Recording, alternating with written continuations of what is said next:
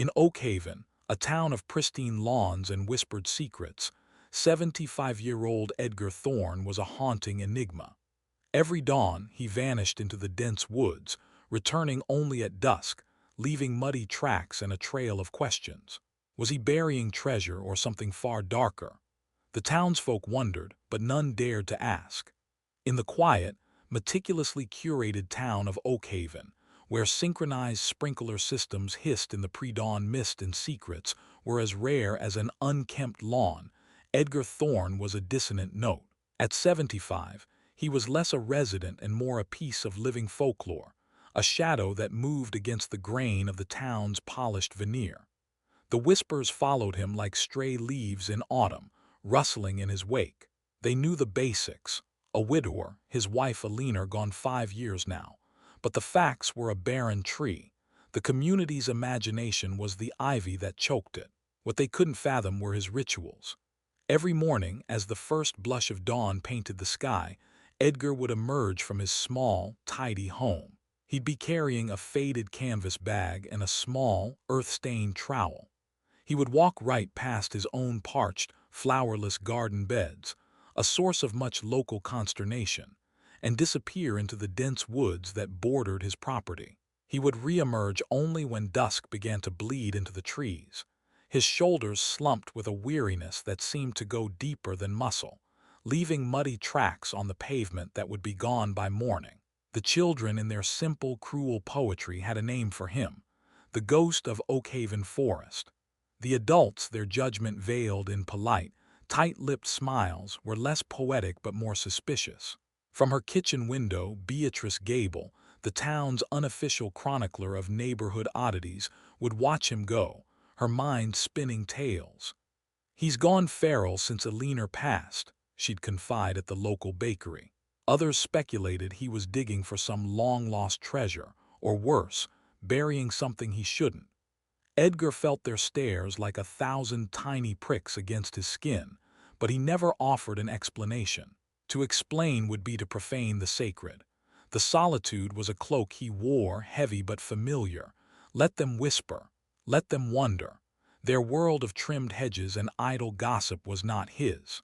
His world, his purpose, lay under the canopy of the ancient oaks, a sanctuary where he was keeping a promise.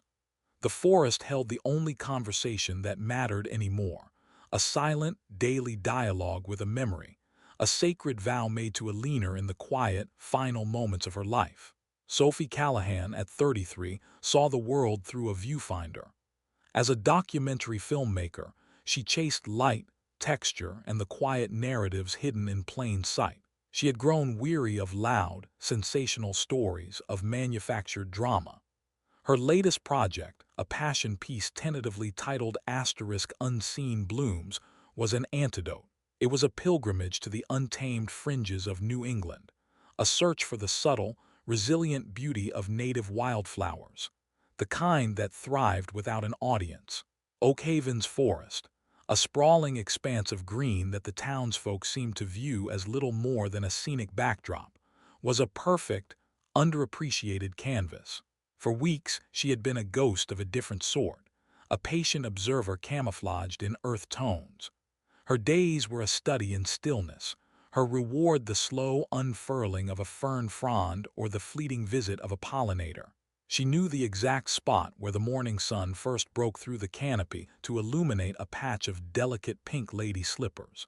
And she had spent 3 frustrating, rain-soaked days waiting for a stubborn bud of a cardinal flower to finally burst open by the creek.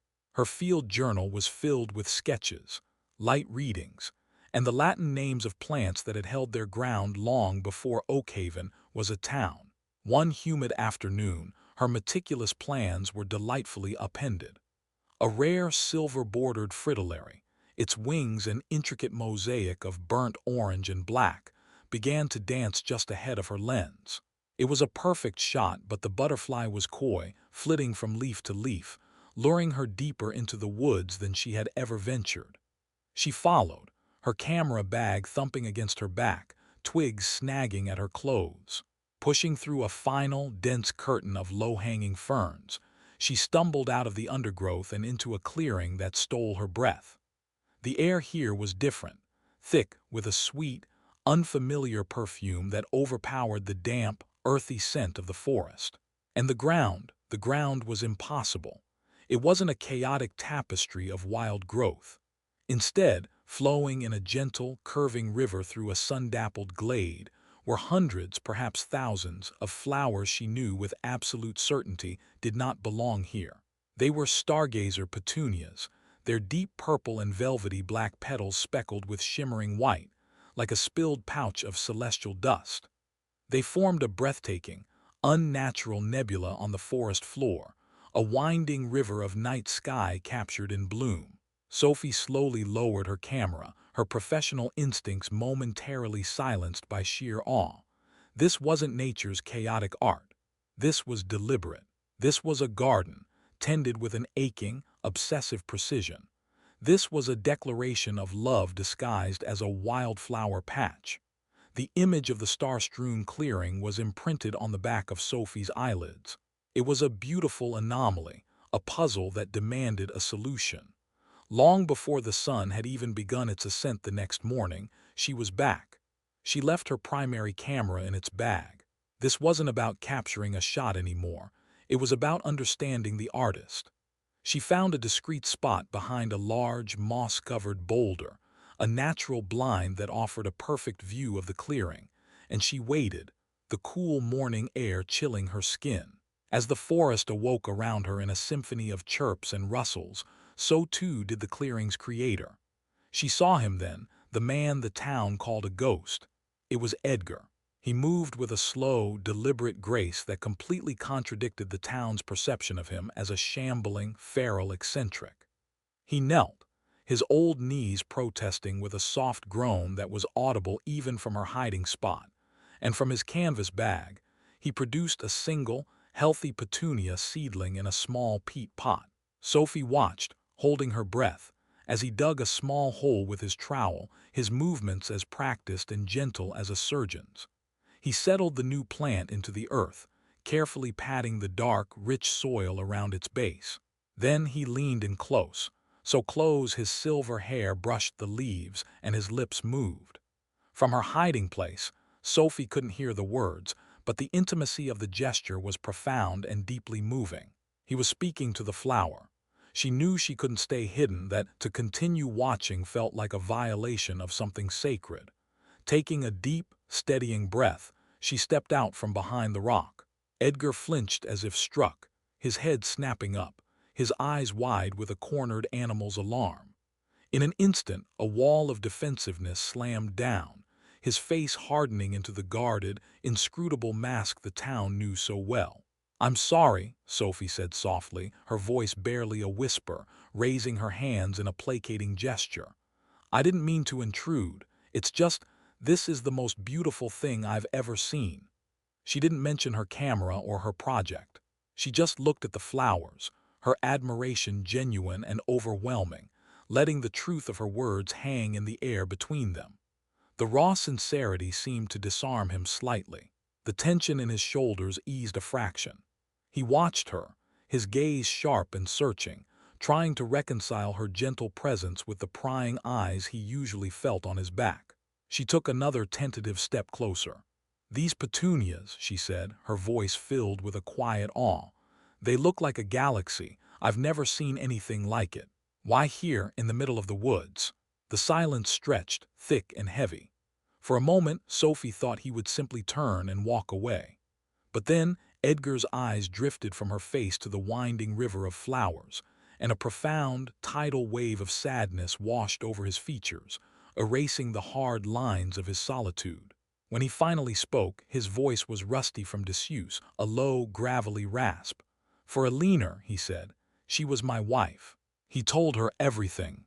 He spoke of Eleanor, the amateur astronomer, the woman who had charted constellations on paper and dreamed of nebulae and distant suns, but whose failing health had kept her tethered to their small town, her world shrinking until it was just the view from their window. She couldn't travel to the stars, so in her final days, he had promised to bring the stars to her.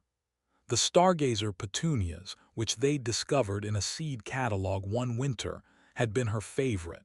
She used to say they were a little patch of night sky you could hold in your hand, he murmured, a faint smile touching his lips for a second. For 5 years, 1,825 days, he had come here to plant another star in her terrestrial galaxy, a silent, growing testament to a love that was as vast and enduring as the cosmos she had so adored. I just hope, he finished, his voice cracking with a grief that was still raw, that wherever she is, she can see them. Sophie left the forest that day, with a story so potent it vibrated within her. Edgar's words echoed in her mind, eclipsing the quiet narrative of the wild orchids and ferns she had been documenting. This wasn't a story about botany. It was a story about devotion. It was a love letter written in soil and petals, a private monument to a shared universe. She realized with startling clarity that her film, Unseen Blooms, had found its heart, but simply capturing it on film felt passive, incomplete. The loneliness in Edgar's eyes, the weight of the town's misunderstanding, it demanded more than just observation. Back in her small rented cottage, surrounded by her high-tech equipment, she felt a disconnect between the cold, clinical nature of her gear and the raw, human warmth of Edgar's garden. She looked at the photos she'd taken on her phone, not with her professional camera, but quick, instinctive snaps of the flowers glowing in the morning light. One image in particular held her gaze, a close-up of a single petunia, its white flecks shimmering like distant stars against the velvety purple. An idea began to form, not as a filmmaker, but as a person who had been deeply moved. She wasn't just going to tell Edgar's story, she was going to help change its ending. She opened her laptop and designed a simple, elegant flyer. At the top, she placed the photo of the single glowing petunia. Below it, in a clean, bold font, she wrote the headline, "Help us build a leaner's path." The text was brief and heartfelt, explaining that a hidden garden of stars existed in their woods, planted in memory of a beloved wife, and that it deserved to be honored, not hidden. It was an invitation, a call to the community to come together the following Saturday, not as spectators but as builders, to help lay a proper path through the garden, a place for quiet reflection. She printed 24 copies. With a thumbtack, she pinned the first one to the crowded corkboard at the Oakhaven coffee shop, right next to ads for lawn care services and a lost cat. She posted another at the town library and the grocery store. That evening, she uploaded a digital version to the Oakhaven Community Forum online, her heart pounding as she clicked post. She had no idea if anyone would respond. She had just turned a private, sacred secret into a public invitation, and she could only hope the town would see the love, not just the oddity. That Saturday morning, a nervous energy crackled in the air, thick and uncertain. Sophie met Edgar at the edge of the woods, the familiar entrance now feeling like the threshold to a stage. He looked smaller and more fragile than he had in his clearing, his knuckles white as he clutched the handle of his canvas bag like a lifeline. "No one will come," he whispered, the words a familiar refrain of his lonely existence. "They think I'm a crazy old man. This was a mistake. Let's just give them a chance, Edgar," Sophie said, trying to project a confidence she didn't fully feel. Her flyer felt like a foolish gamble, a naive bet on a community she barely knew. At first, it seemed his prediction was devastatingly correct. The appointed time of 9 o'clock came and went. The forest entrance remained empty, the silence broken only by the chattering of birds who were indifferent to their human drama. 10 minutes passed. Edgar's shoulders slumped. Just as Sophie was about to suggest they go to the garden alone, a car crunched to a halt on the gravel shoulder. The door opened, and out stepped Beatrice Gable, the town's chief gossip and the architect of many of the stories about him. Sophie's heart sank, but Mrs. Gable wasn't carrying her usual air of sharp-eyed judgment. In her hands was a foil-covered cake pan, and her face was etched with an unfamiliar expression of humility. She walked directly to Edgar, bypassing Sophie, her gaze unwavering. "I'm so sorry, Edgar," she said, her voice surprisingly gentle, stripped of its usual gossipy cadence. "For all the talk, for all the years. My Harold, he loved to garden. He had a whole patch of finicky roses he'd talk to. I get it. She placed the lemon cake on a nearby stump. This is for Alina. That single, unexpected act of contrition was the stone that started the avalanche. Soon, another car arrived, then two more. A young couple, the Millers, emerged with a baby strapped to the father's chest. Then came Mr. Abernathy, the high school history teacher, with his two lanky teenage sons who looked like they'd rather be anywhere else. The gruff owner of the hardware store, a man who rarely spoke more than 3 words at a time, pulled up in his pickup truck, the bed rattling with a wheelbarrow and shovels. They came not with suspicion, but with tools, work gloves, and bags of wood chips. They came with their own quiet histories of loss and love. Sophie, transitioning from filmmaker to impromptu project manager, quickly began to guide the effort. People who had only ever exchanged polite, distant greetings at the post office were now working side by side, clearing away errant roots and deciding on the perfect curve for the path. As their hands got dirty, the initial awkwardness gave way to conversation. Mr. Abernathy, while showing his sons how to properly lay a flat stone, spoke of his own grandfather, a stonemason from Italy. The young mother, Sarah Miller, quietly mentioned that her own mother, who she'd lost to cancer, had loved petunias. Edgar stood in the middle of it all, a silent, stunned epicenter. But then one of Mr. Abernathy's sons, absorbed in his music, nearly trampled a cluster of particularly vibrant blooms. Edgar's protective instinct, honed over 5 years, took over. "Careful there, son," he said, his voice firm but kind, not angry. "Their roots are shallow right there." The boy pulled out his earbuds, his face flushing with embarrassment, and nodded. "Sorry, sir." From that moment, Edgar began to move among the volunteers. He pointed out the oldest flowers, planted in the first weeks after Alina was gone. He explained how he mixed the soil just so. A small smile began to play on his lips, tentative at first, then growing more confident as he shared his secret knowledge. He looked at the faces of his neighbors, people he had spent years avoiding, and saw not judgment, but kinship. As he watched Mrs. Gable and Mr. Abernathy carefully placing a heavy stone at the path's edge, a single, warm tear traced a clean line through the dirt on his cheek. It wasn't a tear of grief, but of profound, overwhelming gratitude. He was not the ghost of Oakhaven Forest anymore. He was just Edgar, Alina's husband, among friends.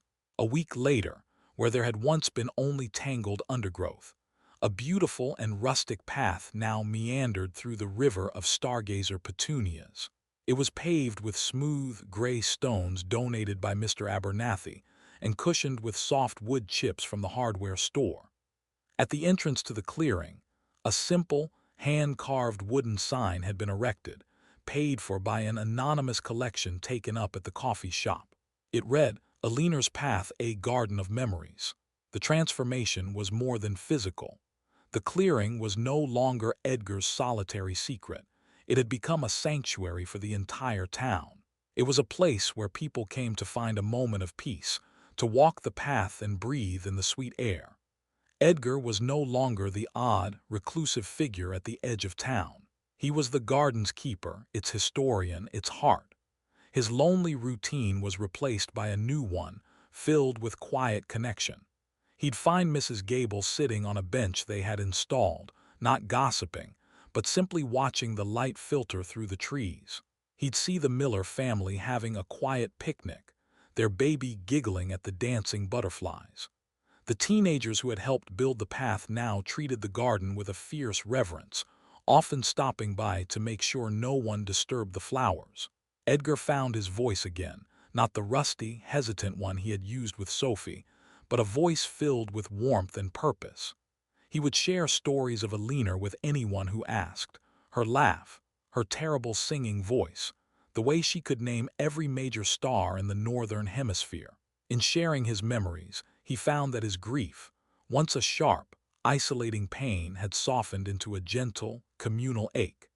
His private tribute to his wife had, impossibly, healed not only his own profound loneliness, but had also woven a new, stronger thread of connection through the fabric of Oakhaven itself.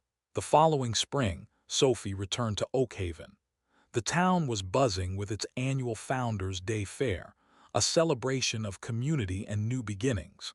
The centerpiece of the evening event was a screening of her short documentary, now simply titled The Stargazer's Gardener Asterisk.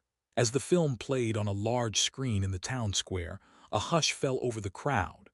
They saw their own faces, their own hands building the path.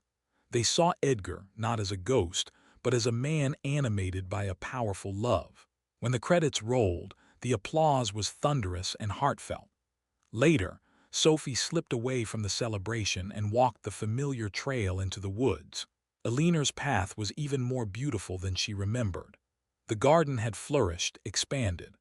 Alongside Edgar's river of petunias, other flowers had appeared, a patch of bright marigolds, a cluster of elegant white lilies, a single, proud rosebush.